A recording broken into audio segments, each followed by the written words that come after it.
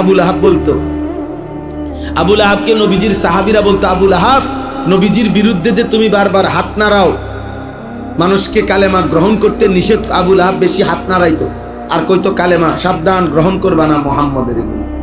তো সাহাবীরা বলতো, আবুল আহাব, তোমার এই হাত আল্লাহ চাইলে ক্ষতিগ্রস্ত হবে, তুমি এইভাবে আল্লাহর নাফরমানি করছো। তো প্রত্যেক দিন সকালবেলা আবুল আহাব নবীজির ওই সাহাবী যারা তাকে এটা বলছে তাগো কাছে আইয়া কইতো, এই দেখো, এই দেখো হাত কিছু হয়েছে, কেমন সিটার এবার বলতো, বেড়া কইলা তো কালিকা অনেক কিছু হইব, কই এই জন্য আবুল আহাব তোর দুই হাত আমি আল্লাহ খাইয়ালাম না, তোরে শেষ করলাম। এরপরে বলছে, না না, দুই হাত না, পুরা বডি শেষ করলাম। প্রথমে বলছিল দুই হাত, পরে মনে হয় যেন আল্লাহর গোস্বা আরো বাইরে গেছে, না না না, দুই হাত না, যা তোর পুরা শেষ। এবং পুরাই শেষ করে দিচ্ছে, পুরা। ইতিহাসের কিতাবে আছে আবুল আহাবের এমন রোগ হইছে, রোগে শরীর পয়সা, এমন দুর্গন্ধ লাশ থেকে বের হইছে যে আবশি গোলাম কৃতদাস কিনে আনছে, ওরা নাকে মুখে কাপড় বাইদা, এরপরে লাঠি দিয়া বাঁশ দিয়া মানে ধাক্কাইয়া এরপরে গর্তের মধ্যে ফেলেছে, কাছে যাইতে পারে।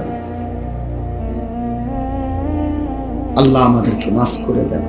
তাহলে ওয়াল্লাযীনা হুম বিরাব্বিহিম লা ইউশরিকুন, আল্লাহ তাআলা বলেন 3 নাম্বার হলো কোনো অবস্থাতে, কোনো ব্যাপারে, কোনোভাবেই যে যারা আল্লাহর সাথে শিরিক করে না। কি করে না? আল্লাহ বলেন তারাই আল্লাহর সন্তুষ্টির পথে আছে।